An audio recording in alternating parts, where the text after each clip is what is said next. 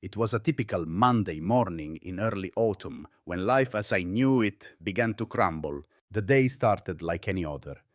I kissed my wife, Julia, goodbye as she hurried out the door. Her business attire crisp and her smile just a little too perfect. She was the epitome of success, a high-powered corporate attorney who had spent years climbing the ranks. Over the course of our 10 years of marriage, I'd come to admire her ambition and drive. Yet something about the way she smirked at me that morning felt different. It was a smile that didn't quite reach her eyes, as if she were hiding something. But I brushed it off, focusing on the overwhelming pile of paperwork awaiting me at the office. By the time I arrived at work, the day had already started to feel like a test of endurance. It was only 8:30. But I felt the weight of everything pressing on me. The meeting that was supposed to happen later in the day, the reports that needed to be reviewed, and the deadline I could not afford to miss. All felt like they were going to drown me in the span of a few hours. But despite the mountain of work ahead, something gnawed at me, a nagging feeling that I couldn't ignore, a sense that Julia was hiding something from me. My thoughts drifted as I sat in my office, staring at my computer screen, trying to push through the mountain of spreadsheets that had taken over my life. It was then that I noticed a sudden, sharp pain in my abdomen. It was so intense, I almost screamed. I tried to shake it off, but the discomfort only grew worse. Panicked, I excused myself and made my way to the men's room, where I splashed cold water on my face, hoping to calm down, but the pain wouldn't go away. The bathroom felt like it was spinning, my vision blurred, and I stumbled to the sink, gritting my teeth through the discomfort. That's when I saw the unmistakable greenish discharge. It was terrifying. The only possible explanation crossed my mind like a cold, unwelcome truth. I had contracted an STD. I immediately called my boss, Daniel Randall. He wasn't just my boss. He was also my mentor, someone I had worked closely with for years. As I described the symptoms, he quickly took charge, urging me to seek medical help right away. He reassured me that the pending reports and the meeting could wait. His calm, professional demeanor was a comfort in the chaos of my thoughts. Take the time you need, Daniel said, his voice filled with concern. Don't worry about anything here. We've got you covered. I nodded, trying to keep my composure, though inside, my world was unraveling. After leaving the office, I drove to the nearest urgent care center. I could barely focus on the road, my mind racing with the terrifying possibilities. How could this happen? Who had I been with? The only person I had been intimate with in the past 5 years was Julia. The clinic was busy, but the staff moved quickly. I was ushered into an examination room and given some initial tests. The wait felt like an eternity, but only 30 minutes later, a nurse called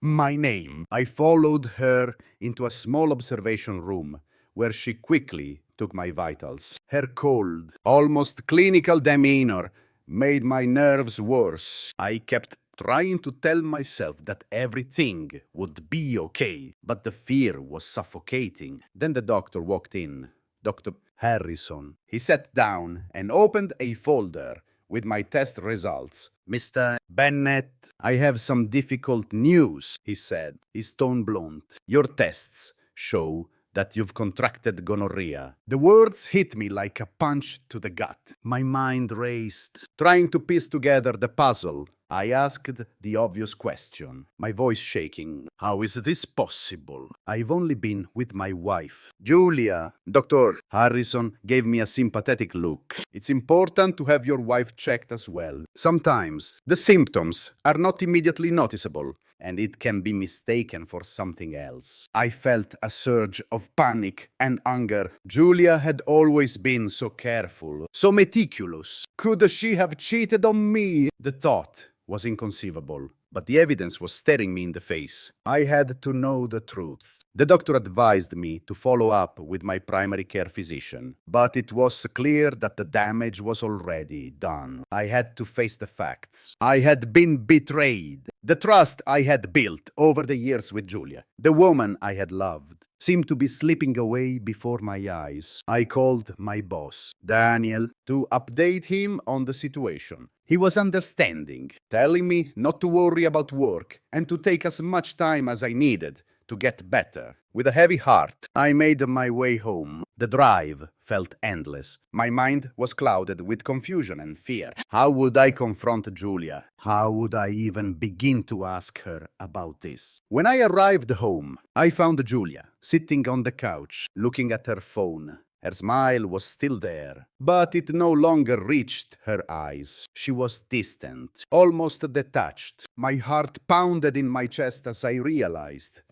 I was about to uncover something that could shatter everything. Julia, I said, my voice barely above a whisper. She looked up at me, her eyes flickering with something I couldn't place. Hey, love, how was your day? She asked, trying to sound normal. I felt my stomach twist. I knew I had to do this. We need to talk, I said, sitting down beside her. Her smile faltered. What's going on? You look pale. I went to the doctor today. I began, my voice shaking, and I've been diagnosed with gonorrhea. The silence that followed was thick and suffocating. Julia froze, her face going pale. She opened her mouth to speak, but no words came out. I could see her struggling to find an explanation, but there was nothing she could say that would make this better. I continued, my voice trembling, with a mix of anger and hurt. I've only been with you, Julia. How is this possible?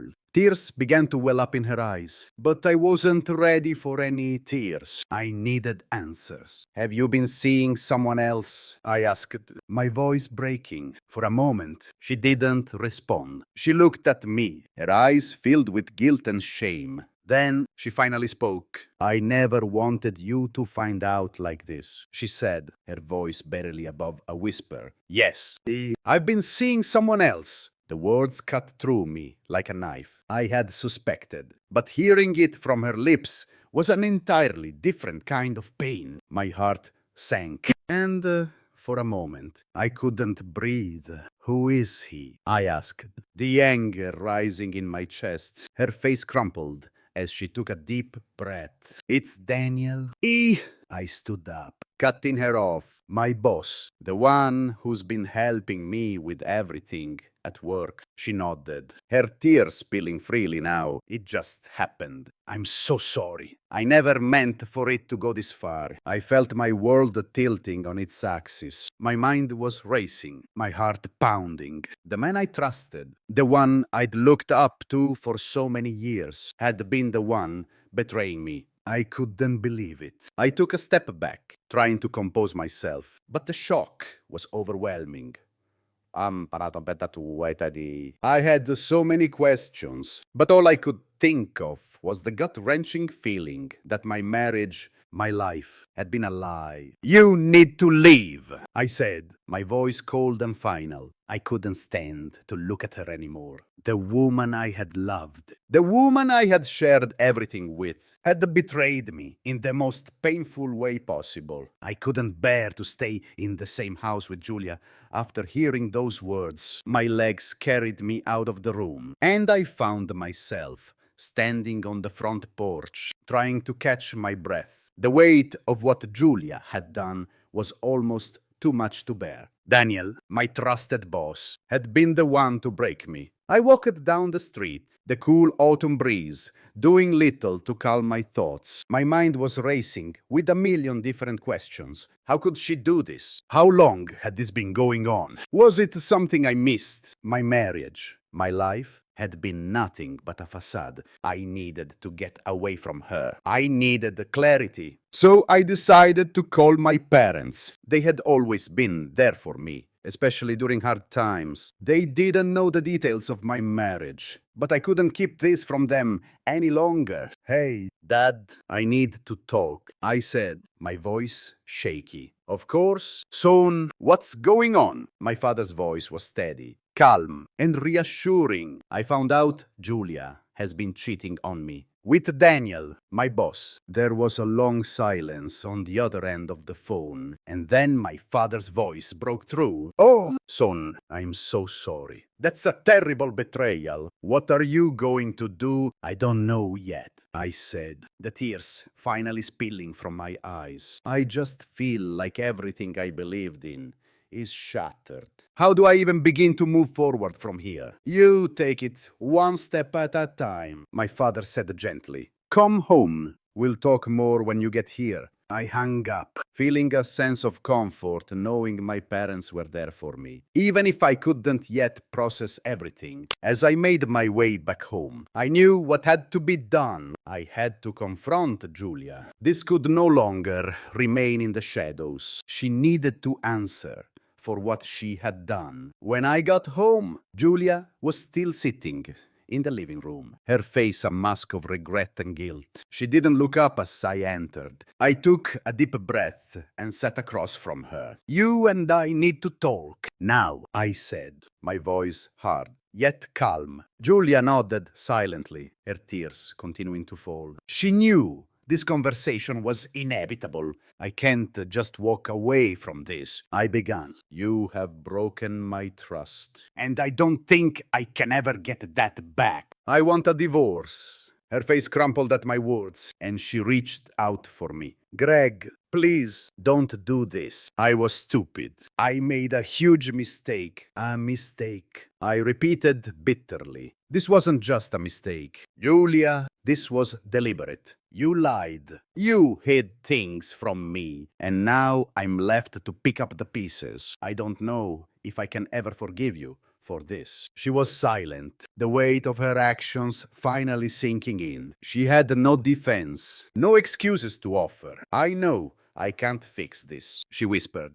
her voice cracking. I never wanted to hurt you. I love you. I really do. I loved you too, I said, my voice shaking with the intensity of my emotions. But love doesn't give someone the right to destroy everything. We're done. I stood up, walking to the door. I've already contacted an attorney. I'll be filing for divorce tomorrow. Julia stood up, her face pale, her expression desperate. Greg, please, I'll do anything to make this right. We can fix this. I'll change, I swear. I turned to face her, my heart aching. I don't know who you are anymore. The woman I married would never have done this. I can't keep living a lie. You need to leave. She stood there, shaking, but didn't move. I could see the devastation in her eyes, but I felt nothing but cold resolve. This wasn't just about me anymore. It was about taking back control of my life. The days following our confrontation were a blur. I spent hours talking to lawyers, trying to figure out how to move forward. I had never expected to be in this position. Divorce was something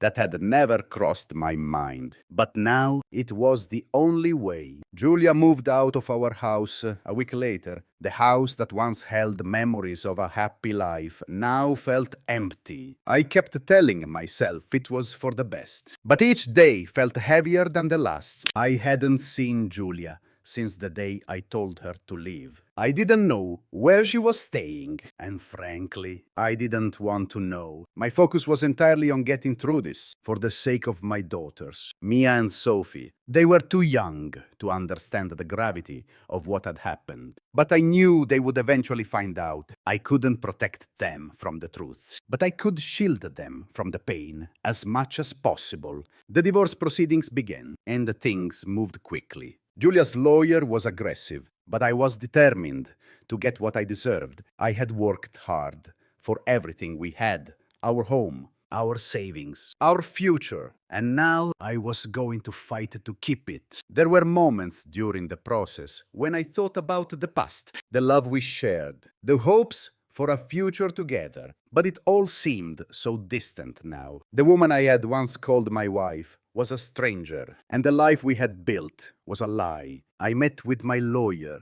and we discussed the division of assets. It wasn't about money anymore. It was about principle. Julia had betrayed me, and I would not let her walk away with everything. The day I signed the divorce papers, I felt an odd sense of relief. It was over. The years of lies, the broken trust, the constant nagging feeling that something was wrong. It was finally coming to an end. But the hardest part was yet to come. The custody battle. Mia and Sophie were my world, and I wasn't about to let Julia tear them from me. She had broken our family, and I wasn't going to let her break us further. As I sat in my lawyer's office, signing the final documents, I couldn't help but feel a deep sense of sadness. This was not the life I had envisioned, but at least I had my girls, and I would fight for them with everything I had. "Are you ready for this?" my lawyer asked, looking at me with a mix of concern and understanding. "I have to be," I said, my voice steady, but my heart heavy. "I have no other choice." The days following the finalization of the divorce were a blur. The house, once filled with laughter and the sound of children running around, felt like a hollow shell. I couldn't ignore the painful emptiness that loomed over me. But in all the chaos and heartache, there was a glimmer of hope, a small light that kept me going. My daughters, Mia and Sophie, had become my anchor. I owed it to them to rebuild, to show them that life could still be beautiful, despite the mess we had been left with. Julia had moved into an apartment on the outskirts of town, where she lived alone. I had heard, through mutual friends, that she was trying to pick up the pieces of her life, but I couldn't bring myself to feel anything for her anymore. I had no desire to see her, to talk to her. All I could focus on was being the best father I could be for Mia and Sophie. It wasn't easy. Mia, especially, had become more withdrawn, often spending hours locked in her room, writing in her journal. Sophie was a bit more open, but I could tell that the cracks in their hearts were beginning to show. They were too young to fully grasp the weight of what had happened, but they were not immune to the tension in the air, to the subtle shifts in their world. I did my best to reassure them that everything would be okay, but sometimes even I didn't believe it myself. I spent every moment I could with them, trying to create a sense of normalcy. We had dinners together, played board games, and even went on weekend trips to the park. Slowly, the laughter began to return, though it was tentative at first. Mia would crack a smile, and Sophie would ask about her day with a little more enthusiasm than before. We were healing, but it was a slow and painful process. One evening, after a long day of work and helping the girls with their homework, I found myself sitting alone in the living room, nursing a cup of coffee. The silence in the house was comforting, but also a little haunting. I couldn't help but think back to the days when Julia and I would sit here together, talking about our plans, our dreams. Now, all I had were memories. Memories of a love that had been shattered beyond repair. That's when the phone rang. It was Loretta, Julia's sister. I hadn't spoken to her much since the divorce, but I knew she had always cared about me and the girls. "Hey, Greg," she said, her voice soft but warm. "I just wanted to check in. See how you're doing." I paused for a moment. "I'm managing," I replied, trying to sound more put together than I felt. "It's been hard,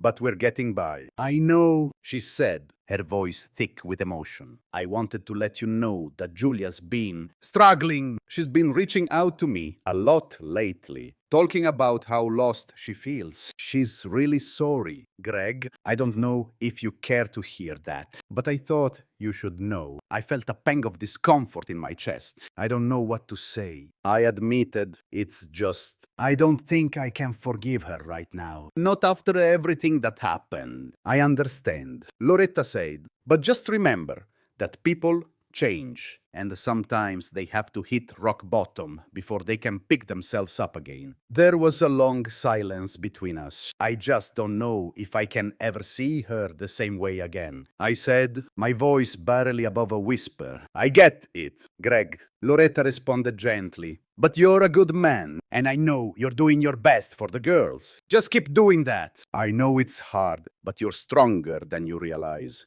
Her words, though comforting, didn't erase the weight on my shoulders, but they did remind me that I wasn't alone in this. I had my family, and I had the girls. That was what mattered most. A few months later, things began to settle into a rhythm. I had officially secured full custody of Mia and Sophie, and although Julia had visitation rights, she didn't seem to want to be actively involved in their lives. The girls were adjusting, slowly but surely. We were making progress, but I knew there was still a long road ahead of us. Then one day, after picking up the girls from school, we found ourselves at a local cafe. We were sitting at a table, laughing over a shared plate of fries when I noticed her, Rhonda Carson. I had seen her a few times at church, but we'd never really spoken. She was a widow, raising her teenage daughter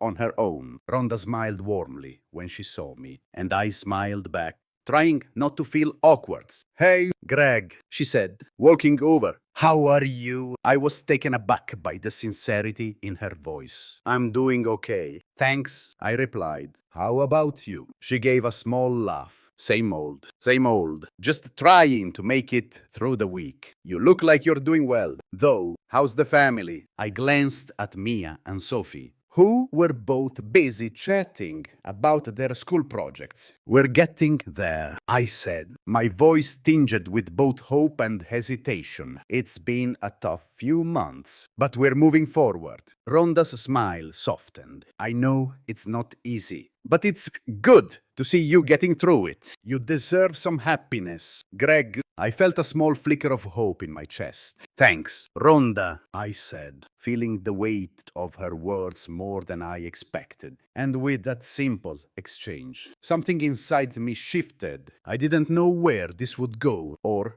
if it would go anywhere at all. But for the first time in a long while, I felt like there was a future beyond the pain of the past. It wasn't about replacing what I had lost with Julia, but about opening myself up to new possibilities. As the weeks passed, Rhonda and I saw more of each other, spending time together with the girls and sharing small, quiet moments. She wasn't looking to rush anything, and neither was I. But as I watched the girls laugh together and felt the warmth of her smile, I realized that maybe, just maybe, this was the beginning of something new. For the first time since everything had fallen apart, I allowed myself to believe in the future. Maybe life wasn't going to be easy, but with Mia and Sophie by my side, and with the possibility of love returning, I knew we were going to be okay, and that was enough.